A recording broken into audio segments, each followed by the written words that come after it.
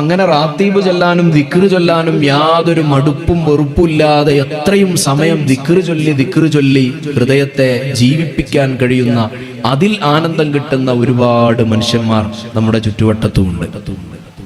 ഹയാത്തുൽ ഖൽബി ദിക്റുല്ലാഹ് നജാതും മിൻ അദാബില്ലാഹ് ബിലാ ഇലാഹ ഇല്ലല്ലാഹ് മുഹമ്മദുർ റസൂലുള്ളാഹ്. ഖൽബിന്റെ ജീവൻ ഈ ദിക്റാണ്.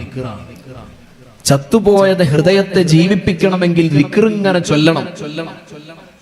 നബി സല്ലല്ലാഹു അലൈഹി വസല്ലം തങ്ങൾ ഒരിക്കൽ പറഞ്ഞു, ജദ്ദിദു ഈമാനക്കും വനവ്വിറു ഖുലൂബക്കും.